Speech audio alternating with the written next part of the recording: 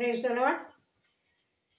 ప్రభు అయిన యేసుక్రీస్తు నామంలో మీకందరికీ నా శుభవందనాలు. అతల్యరాణి, శేబారాణి వీడియో చూసిన వారిలో కొందరు ఫోన్ చేసి బైబిల్ రాణులు ఇంకా కొందరిని పరిచయం చేయమని అడిగారు. అందుకే యెజబెల్ గురించి ఈ వీడియో రెడీ చేశాను. ఇది కూడా 2 ఎపిసోడ్లు చేయాలి, కానీ బాగా కుదించాను. అసలు రాణులు ఎవరు? ఒక రాజును పెళ్లి చేసుకుని రాణి పదవికి అర్హులవుతారు కదా. ఒక రాజకుమారుని తల్లిగా రాణి అధికారాన్ని ప్రదర్శిస్తారు. అహాబును పెళ్లి చేసుకొని రాణి స్థానంలోకి వచ్చిన యెజబెలు తన భర్తను తన చేతిలో కీలు బొమ్మగా చేసుకొని తను ఎలా పరిపాలించిందో చూడండి. ఈమె ఎలాంటిది అనే విషయం ముందుగా మనము తెలుసుకుందాం.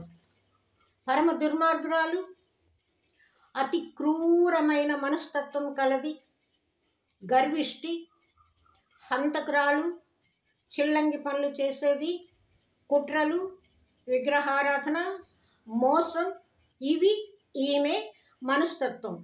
మనుషులకు కానీ దేవునికి కానీ భయపడని రాక్షస జాతి స్త్రీ. ఈమెకున్న బిరుదులలో మొదటిది పరిశుద్ధ గ్రంథంలో వ్రాయబడిన మొట్టమొదటి అతి చెడ్డ స్త్రీ. ఈమెకు ఒక శాపం ఉన్నది. 1 రాజులు 21:23. మరియు యెజబెలును కూర్చి యెహోవా సెలవిచ్చినదేమనగా, యెజ్రెయేలు ప్రాకారం వద్ద కుక్కలు తినివేయును. మొదటి వ్యక్తి ఎవరు? ఈమె గురించి తెలుసుకోవడం ఎందుకు అంత అవసరమైతే లేదు, కానీ ముఖ్యంగా దేవుని మహిమను తెలుసుకోవడం కోసం ఈమె గురించి మనము తెలుసుకుందాం. ఈమె సీదోనీయులకు రాజైన ఎత్బయలు కుమార్తె యెజబెలు. సీదోనీయులు దేవుని ఎరుగని ప్రజలు. ఈ ఎత్బయలు నిజానికి రాజు కాదు. రాజ్యకాంక్షతో తన తమ్ముని చంపి రాజవుతాడు.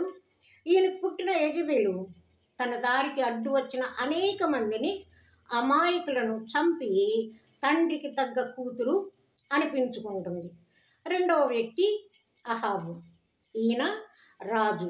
1 రాజుల గ్రంథము 16వ అధ్యాయము 29-30 వచనాలు. యూదా రాజైన ఆసా ఏలుబడిలో 38వ సంవత్సరమున ఒమ్రీ కుమారుడైన అహాబు ఇశ్రాయేలు వారికి రాజై షోమ్రోన్లో ఇశ్రాయేలు వారిని 22 సంవత్సరాలు పరిపాలించాడు. ఒమ్రీ కుమారుడైన అహాబు తన పూర్వీకులందరినీ మించినంతగా యెహోవా దృష్టికి చెడుతనము కలుగు చేశాడు. బహు దుర్మార్గంగా ప్రవర్తించాడు. క్రీస్తు పూర్వము 875-854 సంవత్సరాలు. ఈ అహాబు సీదోనీయులకు రాజైన ఎత్బయలు కుమార్తె అయిన యెజబెలును వివాహము చేసుకొని బయలు దేవతను పూజించుచు వానికి మ్రొక్కుచూ ఉండెను. మూడవ వ్యక్తి సీదోనీయుల రాజైన ఎత్బయలు, అష్టారోతు దేవతకు ప్రధాన యాజకుడు. ఆయన కుమార్తె కూడా అష్టారోతు దేవతకు యాజకత్వం చేసిందని చరిత్ర చెప్తుంది. అష్టారోతు కనానీయులు పూజించే దేవతలలో ఒకరు. సీదోనీయుల పూర్వీకులు కనానీయుల సంతతికి చెందినవారు. వీరు మొదటి నుండి ఇశ్రాయేలీయులకు శత్రువులు. అందుకే యెజబెలు తన పూర్వీకుల దేవత అయిన బయలును పూజిస్తూ దేవుని ప్రజలైన ఇశ్రాయేలు ప్రజలతో బయలును బాగా వ్యాప్తి చేస్తుంది. ఇశ్రాయేలీయులు సొలొమోను తదనంతరం 2 తెగలుగా విడిపోయి అన్య దేవతలను ఆరాధించేవారు కదా. షోమ్రోన్ను పరిపాలిస్తున్న ఇశ్రాయేలు రాజైన అహాబును పెళ్లి చేసుకున్న యెజబెలు తనకు వచ్చిన ఏ అవకాశాన్ని కూడా వదులుకోలేదు. అంటే ఆమె ఏమి చేయాలనుకున్నా, ఎలాంటి దుర్మార్గపు కార్యం చేయాలనుకున్నా ఆమె ఏమాత్రం వెనుకాడకుండా చేస్తూ ఉండేది. అహాబు యెజెబెలుని పెళ్లి చేసుకున్న తరువాత షోమ్రోనులో బయలుకు కట్టించిన మందిరమందు బయలుకు బలిపీఠమును కట్టించాడు. దేవతా స్తంభం ఒకటి నిలిపాడు. 16:32 సరిపోయిందండి. ఎత్బయలు అనే తండ్రి, యెజెబెలు అనే కుమార్తె, రాజైన అహాబు ఎవరికి వారే కాదు, ఒకే కూటమే. దుష్టత్రయం, దుష్టత్వానికి పరాకాష్ట. అయితే ఇదంతా చూస్తూ ఊరుకుంటాడా దేవుడు? 4వ వ్యక్తి ఈ దంపతులకు దేవునికి మధ్యవర్తిగా ఉండి వీరికి సలహాలు ఇస్తూ దేవుని మాటలను, దేవుడు చెప్పే వాటిని వీరికి అందిస్తూ ఉండేవాడు. ఈయన ఏలియా అహాబు దగ్గరకు వచ్చాడు. ఆయన అంటున్నాడు, నేను ఎవని సన్నిధిని నిలువబడి ఉన్నానో ఇశ్రాయేలు దేవుడైన ఆ యెహోవా జీవము తోడు, మంచు గాని వర్షము గాని పడదు, పెద్ద కరువు రాబోతుంది. నీవు దేవుని ఆజ్ఞను పాటించకుండా బయలుదేవతను పూజించి తప్పు చేశావు కదా అని అహాబ్తో అన్నప్పుడు అహాబు ఏమంటున్నాడు?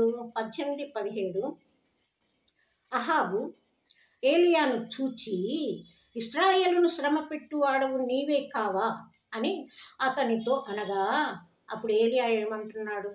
నేను కాను, యెహోవా ఆజ్ఞలను గైకొనక బయలుదేవతను అనుసరించిన నీవే అంటాడు. అహాబు దగ్గర పనిచేసే ఓబద్యా అనే వ్యక్తి అనేక మంది యెహోవా ప్రవక్తలను కొండ గుహల్లో దాచి కాపాడుతాడు. ఎందుకంటే యెజెబెలుకి కనబడదు కూడా కదా. యెజెబెలుకు కనబడితే ఆమె వీరిని ఏమి చేస్తుందో అనే భయం కదా. అప్పుడు ఏలియా అంటాడు, ఇప్పుడు నీవు ఇశ్రాయేలు వారిని అందరినీ, యెజెబెలు పోషించుతున్న బయలుదేవతల ప్రవక్తలు 450 మంది, అషేరాదేవి ప్రవక్తలు 400 మందిని నా యొద్దకు కర్మెలు పర్వతానికి పంపమంటాడు. ఎందుకంటే నీ దేవతల గొప్పతనం ఏమిటి, నా దేవుని మహిమ ఏమిటి తేల్చుకుందాం. ఎందుకంటే మనము దేవునికి ఒక బలిని అర్పించి ప్రార్థన చేసి ఆయన ద్వారా మనము వర్షాన్ని రప్పించుకుందాం. ఎందుకంటే దేవునికి మనం అర్పించిన బలుల వలన, ఆయన మన ప్రార్థన వినడం వలన మనకు వర్షం పడవచ్చు కదా. కాబట్టి నీ ప్రవక్తల్ని నువ్వు రెడీ చేసుకో, నేను నా దేవుణ్ణి వేడుకుంటాను అంటాడు. అప్పుడు అహాబు ఒప్పుకొని అందరినీ అక్కడికి పంపిస్తాడు. ఆయన కూడా వెళ్తాడు. ఇక్కడ ఏలియా ఏం చేస్తాడు? యాకోబు సంతతి గోత్రము ఎన్ని, ఆ లెక్క ఎంత? 12 కదా. ఆయన 12 రాళ్లను తీసుకొని యెహోవా నామమున ఒక బలిపీఠమును కట్టిస్తాడు. అప్పుడు ఏమవుతుంది? బయలు ప్రవక్తలు, అషేరాదేవి ప్రవక్తలు ఎవరికి కూడా వారు ఉదయం నుంచి సాయంత్రం దాకా చూసినా అగ్ని రాదు, అగ్ని ముట్టించదు. 2 బలిపీఠాలు ఉన్నాయి అక్కడ. ఒకటి అహాబు బలిపీఠం, అహాబు కట్టించినటువంటిది. 2 ఏలియా కట్టించినటువంటిది. 2 మీద బలికి 2 అర్పణలు ఉన్నాయి. ఎవరి వల్ల కాదు. అప్పుడు ఏలియా ప్రార్థన చేస్తాడు. దేవుడు ఏలియా ప్రార్థన వింటాడు. ఆకాశం నుండి అగ్నిని పంపి బలిని కాల్చివేస్తాడు. 18:38 అప్పుడు అక్కడున్న జనం అంతా చూసి ఏమంటారు? మీ దేవుడే నిజమైన దేవుడు, ఆయన్ని మేము నమ్ముతాము అంటారు. బయలు దేవతల వలన కాని పని నిజమైన దేవుని వలన అయిందని జనమంతా సంతోషిస్తారు. అప్పుడు ఏలియా ప్రవక్త, ప్రజలు అందరూ కలిసి బయలు ప్రవక్తలు 450 మందిని, అషేరాదేవి ప్రవక్తలు 400 మందిని చంపేస్తారు.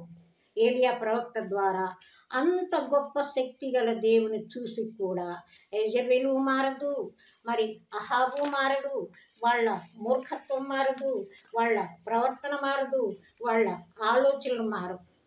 1వ రాజుల గ్రంథం 18వ అధ్యాయం 44వ వచనంలో, అప్పుడు ఏలియా అహాబు దగ్గరికి వచ్చి, అయిపోయింది కదా, దేవుని మహిమను చూస్తావు కదా, తిరిగి నువ్వు నీ చోటుకి వెళ్ళిపో, నేను ప్రార్థన చేస్తాను, దేవుణ్ణి వేడుకుంటాను అంటాడు. ఏలియా ప్రార్థన చేయగా అప్పుడు ఏం జరుగుతుంది? వర్షము కురుస్తుంది. 3 సంవత్సరాలుగా లేని వర్షము, విపరీతమైన వర్షము పడుతుంది. ఆ ప్రజలను కరువు బాధ నుంచి తప్పిస్తారు. వర్షము వలన వారు చాలా సంతోషపడతారు. అయితే బయలు ప్రవక్తలను అందరినీ ఏలియా చంపించాడని విని భర్త ద్వారా ఆ విషయాన్ని తెలుసుకున్న యెజబెలు ఏలియాను చంపుతానని శపథం చేస్తుంది. 19:2. అది తెలిసి ఏలియా ఒక కొండ గుహలో దాక్కుంటాడు. 1వ రాజుల గ్రంథము 21వ అధ్యాయము 2వ వచనం. అహాబు తన నగరుని ఆనుకుని ఉన్న నాబాలు ద్రాక్ష తోటని చూస్తాడు. అది చూసినప్పుడు ఆయనకి చాలా ఆశ కలుగుతుంది. నాబోతు దగ్గరకు వెళ్ళి అడుగుతాడు, నీవు నీ ద్రాక్ష తోటని నాకు ఇవ్వు, నేను దానికి బదులుగా నా ద్రాక్ష తోటని ఇస్తాను, ధనాన్ని ఇస్తాను, అంతేకాదు నీవు ఏమి కోరుకున్నా దాన్ని నేను నీకు ఇస్తాను, ఈ ద్రాక్ష తోట నాకు ఇవ్వమని అడుగుతాడు. అప్పుడు నాబోతు, అయ్యా ఇది నా పిత్రార్జితం, చాలా ఏళ్ళుగా నేను దీని మీదనే జీవిస్తూ ఉన్నాను, నా కుటుంబం కూడా దీని మీదనే జీవిస్తూ ఉంది, అయ్యా ఇది మీరు నన్ను అడగవద్దు, నేను ఇవ్వలేను అని చెప్పినప్పుడు అహాబు ఇంటికి వెళ్తాడు. అలిగి మూతి ముడుచుకుని మంచం మీద పడుకుని ఉంటాడు. యెజబెలు ఈ సంగతి కనిపెడుతుంది. ఏమైంది నీకు? ఎందుకు నువ్వు రాజు కావా? లే, ఎందుకు నువ్వు అలిగి మూతి ముడుచుకుని పడుకున్నావు అని అడుగుతుంది. అప్పుడు అహాబు నాకు ఆ తోట కావాలి అని అడుగుతాడు. ఇంతేనా, నేను నీకు ఆ తోట ఇప్పిస్తానని ఈమె బయలుదేరుతుంది. 1వ రాజుల గ్రంథం 21వ అధ్యాయం 6వ వచనము. ఇక్కడ యెజబెలు తన దుష్ట ఆలోచనని, దుష్ట ప్రవర్తనని బయటపెట్టింది. ఎందుకంటే ఆమె మనస్సే అంత కదా, కసాయిది కదా. అయితే నాబోతుపై ఈమె అబద్ధ సాక్ష్యం చెప్పిస్తుంది, అబద్ధ సాక్షులను రెడీ చేస్తుంది.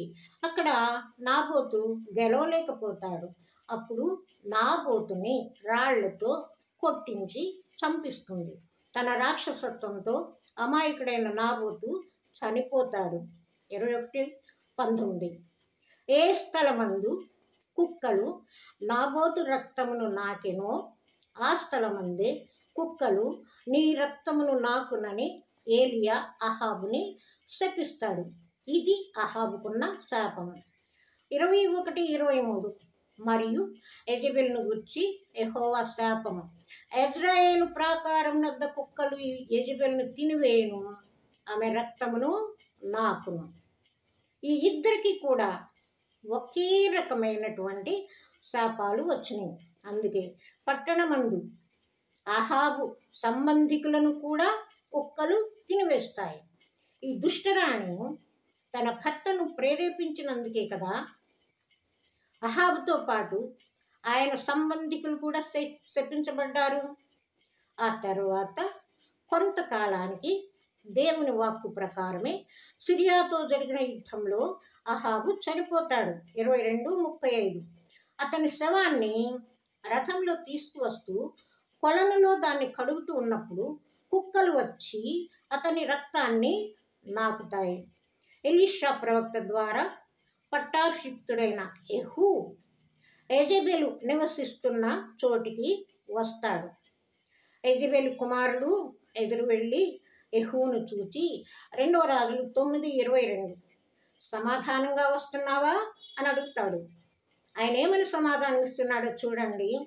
నీ తల్లి అయిన యెజబెలు జారత్వములను చిల్లంగితనములను ఇంత ఎక్కువగా ఉండగా సమాధానం ఎక్కడ నుండి వచ్చును అంటాడు. 2 రాజులు 9:30. యెహూ యెజ్రెయేలుకు వచ్చెనని విన్న యెజబెలు తన ముఖానికి రంగు పూసుకొని శిరోభూషణములు ధరించుకొని బహుగా అలంకరించుకొని కిటికీలో నుండి చూస్తూ ఉన్నప్పుడు ఆమె నివాసంలోకి అడుగుపెట్టిన యెహూ అక్కడ ఉన్న వారితోనే యెజబెలుని కిటికీలో నుండి క్రిందకు త్రోయిస్తాడు. ఆమె క్రింద పడుతున్నప్పుడు ఆమె రక్తము కొంత గోడల మీదను గుర్రముల మీదను చిందుతుంది. ఇంకా ఆయన ఏం చేస్తాడంటే గుర్రముల చేత ఆమె శరీరాన్ని త్రొక్కిస్తాడు. ఇక ఆయన అన్నపానములు తీసుకున్న తరువాత ఆ శాపగ్రస్తురాలు రాజకుమార్తె గనుక మీరు వెళ్ళి ఆమెను పాతిపెట్టుమని యెహూ చెప్పగా జనులు వెళ్ళి చూచినప్పుడు కపాలమును పాదములను అరచేతులను తప్ప మరి ఏమీ కనబడలేదు. ఈ రాణి శరీరము మొత్తము కుక్కలు తినివేస్తాయి. 2 రాజుల గ్రంథం 9వ అధ్యాయం 37వ వచనం. యెజబెలు యొక్క కళేబరము ఇశ్రాయేలు భూభాగమందున్న పెంటవలె నుండును అని తన సేవకుడును తిష్బీయుడునగు ఏలియా ద్వారా యెహోవా మాట చొప్పున ఇది జరిగెను. గొప్ప రాజవంశమునకు చెందిన ఈమె తన భర్త కుమారుడు దిక్కుమాలిన మరణాన్ని పొందారు. ఎంత శాపకి వచ్చింది వీళ్ళ మీదకి. వీరు శాపగ్రస్తులయ్యారు. కుటుంబం మొత్తం ఆ శాపంతోనే దేవుని ఉగ్రతతోనే మరణించింది.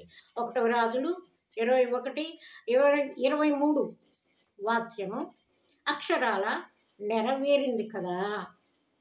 ముగింపు. విగ్రహారాధికురాలిగా, దుర్మార్గురాలిగా, బహు క్రూరురాలిగా పేరు తెచ్చుకున్న యెజబెలు ఎందరో దేవుని ప్రవక్తలను సేవకులను అతి క్రూరంగా చంపించింది. ఏలియా ప్రవక్తను అరణ్యాల బాట పట్టించింది. కపటోపాయంతో నాబోతును చంపించింది. ఈమె చరిత్రలో అన్ని విషయాలు చెప్తే వరుసగా 2 వీడియోలు చేయాలి. ఈ భార్యాభర్తలు చేసిన దారుణాలకు ప్రతిఫలంగా ఆ ఇద్దరు జీవితాలతో పాటు వారి కుటుంబాలు, వారిని నమ్ముకున్న మొత్తం కుటుంబాలు సర్వనాశనం అయ్యాయి.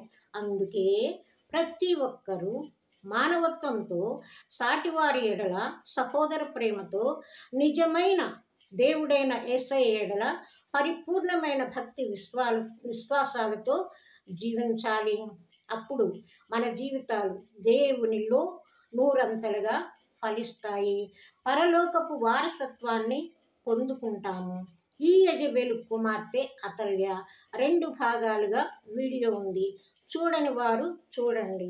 వేపకాయ చేదుని తీయలేము. వారసత్వంగా వచ్చే లక్షణాలు తీసివేద్దామనుకున్న వెనుకటి గుణ మేలమాను కదరా సుమతి అని పద్యాన్ని జ్ఞాపకం చేసుకోవాలి కదా. ఈ యెజబెలు ద్వారా మీరు ఏమి నేర్చుకోబోతున్నారు కామెంట్ చేయండి. చాలామంది నాకు ఫోన్ చేసి చెప్తున్నారు, బీద విధవరాలి గురించి మీరు పెట్టారు, ఆమె వేసిన 2 కాసులు దేవుడు ఘనపరిచాడు. అయితే మేము చాలామంది మీ విధవరాండ్రు ఉన్నాము. మా జీవితం ఎలా సాగాలి, మేము ఎలా లోకంలో బ్రతకాలి అనే విషయం మీద ఒక వీడియో తీయమని అడిగారు. కొంచెం టైం తీసుకొని అది బైబిల్లోనే ఉన్నటువంటి వాక్యాల ద్వారా ఒక వీడియో చేస్తాను, నోటి మాటలతో కాదు. ఎందుకంటే దేవుని ఆశీర్వాదమైన సంఘటనలు, దేవునిని మహిమపరిచిన సంఘటనల ద్వారానే మీకు నేను సమాధానం చెప్తాను. అందరికీ నా 2 వందనాలు. Thank you.